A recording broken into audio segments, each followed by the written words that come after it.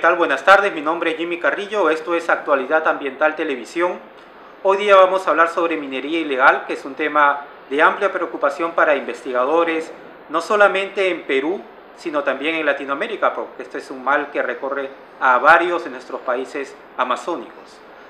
La Sociedad Peruana de Derecho Ambiental ha recientemente publicado 2 libros sobre este tema, y uno de ellos, que lo tengo acá, es la realidad de la minería ilegal en países amazónicos, y trata sobre investigaciones en 6 países amazónicos, en 6 países de la región sudamericana, que son, corrígeme si no estoy bien, Bolivia, Brasil, Colombia, Ecuador, Perú y Venezuela. Y estamos hoy día con Carmen G. Ella es de la Sociedad Peruana de Derecho Ambiental y es editora de este libro. Carmen, ¿cómo estás? Hola Jimmy, ¿cómo estás? Un gusto estar aquí con ustedes. Dinos primero, Carmen, ¿por qué creen ustedes que es necesario realizar esta investigación? Bueno, como mencionaste en tu introducción, la minería ilegal es un problema que aqueja no solamente al Perú, sino a todos los países de la región y está afectando muy drásticamente el ecosistema amazónico y además el bienestar de las personas que habitan en este ecosistema.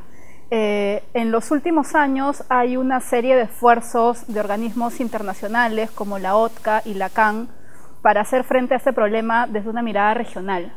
Y con este estudio, ABINA, que es la institución que financia el estudio, y la SPDA, han querido aportar al debate generando conocimiento, información, tratando de sistematizar cuál viene siendo el marco legal y los avances en cada uno de estos países para identificar lecciones aprendidas que puedan ser replicadas en aquellos otros países donde el problema todavía no tiene una solución clara, ¿no?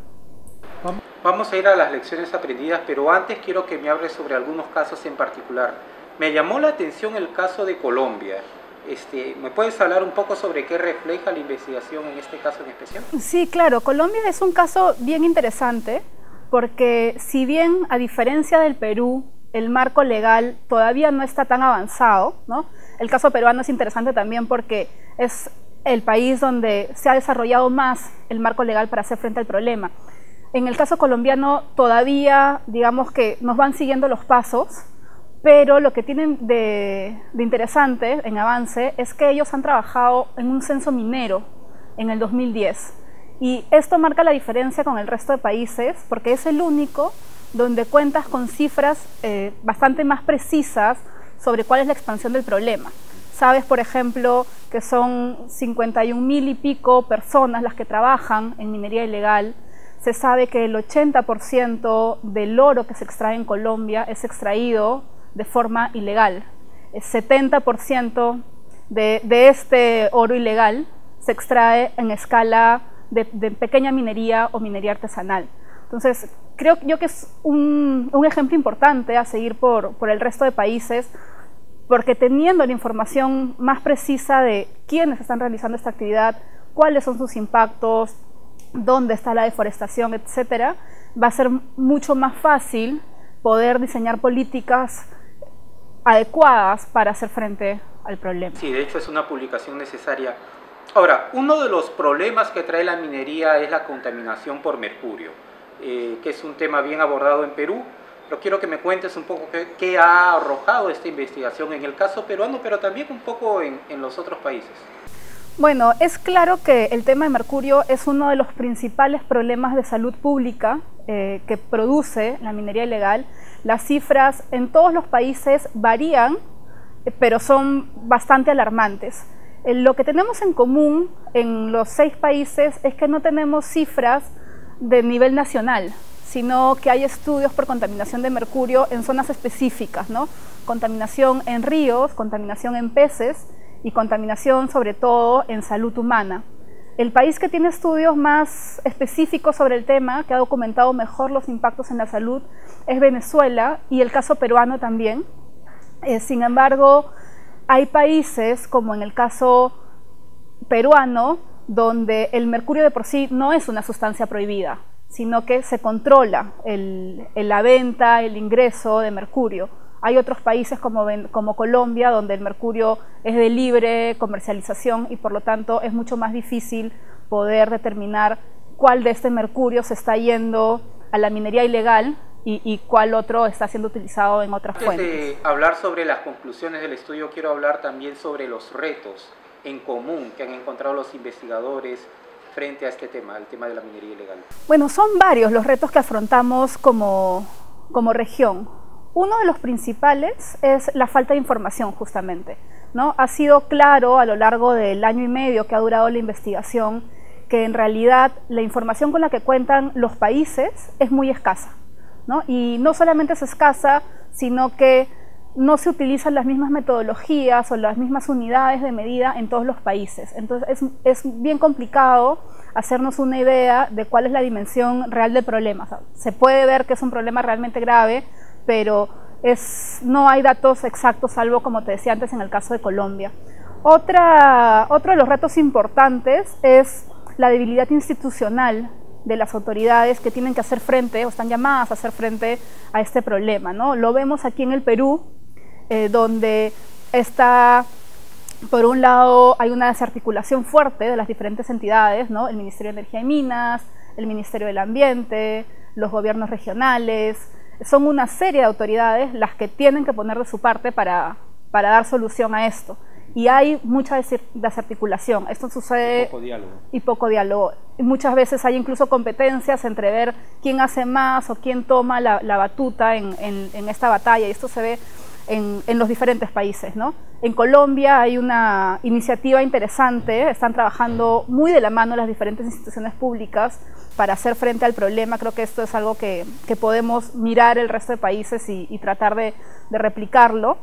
Pero además las instituciones tienen debilidades técnicas y debilidades, digamos, limitaciones económicas para hacer frente al problema. Lo vemos en Perú, por ejemplo, en el caso de los gobiernos regionales, que son los llamados a liderar los procesos de formalización de la minería en cada una de sus jurisdicciones, y donde las personas que están dedicadas a los procesos de formalización son muy pocas, ¿no? En Madre de Dios, por ejemplo, si no me equivoco, son 2 o 3 funcionarios los que han recibido los expedientes de formalización, que son como 4.000 expedientes, me parece, en Madre de Dios, ¿no? Entonces estamos pensando en 2 personas revisando 4.000 expedientes. Ya te imaginas, pues, el nivel de avance que... Sobrecarga horrorosa que dificulta mucho el trabajo. Exactamente, y eso se ve replicado en todos los países. Se dice que Perú, pese a todos estos problemas que has enumerado bien, cuenta con un marco normativo interesante para afrontar este problema. ¿Es así? ¿Cómo ven los otros países esta realidad, estos avances que tiene Perú en materia normativa? Sí, efectivamente, todos los países tienen algunos esfuerzos por regular la actividad ilegal y además por promover la formalización, pero Perú creo que está a la vanguardia en este tema. Y en el caso colombiano, por ejemplo, es interesante escuchar incluso al presidente colombiano mencionando al Perú como un ejemplo en este tema. Hay algunos hitos bien importantes que creo el Perú ha, digamos, dado en el clavo en cuanto a qué es lo que se tiene que hacer, ¿no? Uno de ellos es haber diferenciado legalmente los conceptos de minería ilegal versus lo que es minería informal, ¿no? Minería ilegal, como sabes, es aquella que se realiza en zonas prohibidas o con maquinaria prohibida y que por lo tanto no puede ser formalizada, mientras la minería informal es aquella que sí es objeto de los procesos de formalización. Hacer esta diferencia, digamos, separar a los dos grupos y tener estrategias diferentes para cada uno de ellos, es algo necesario, que está dando resultados en el caso peruano, sobre todo en lo que respecta a la lucha contra la ilegalidad, y que se está replicando en otros países. Otra de las medidas interesantes tomadas en el marco legal de Perú es el haber tipificado el delito de minería ilegal, ¿no? Que está recogido en el Código Penal, y no solamente minería ilegal entendida como la extracción del mineral sin cumplir con los requisitos, ¿no? Que es algo que sí hay en otros países, sino haber ampliado esta tipificación para que abarque también aquel que comercializa el oro, aquel que financia la actividad, aquel que vende los combustibles para realizar la actividad. Entonces abarcas toda la cadena productiva, y esto hace mucho más fácil la persecución del delito. Ahora bien, la publicación deja algunas lecciones, varias en realidad, pero quería que me menciones 2 o 3 que tú consideres importantes, resaltantes frente a otras, tras las investigaciones realizadas en conjunto en todos estos países. Sí, Bueno, creo que son tres las más importantes. La primera, como te mencionaba antes, es diferenciar la minería ilegal del informal, ¿no? Creo que si tratamos los dos problemas con estrategias específicas, son dos problemas diferenciados, entonces necesitan estrategias diferenciadas. Entonces, eso es algo importante y que creo que ya varios de los países están encaminados hacia ese sentido.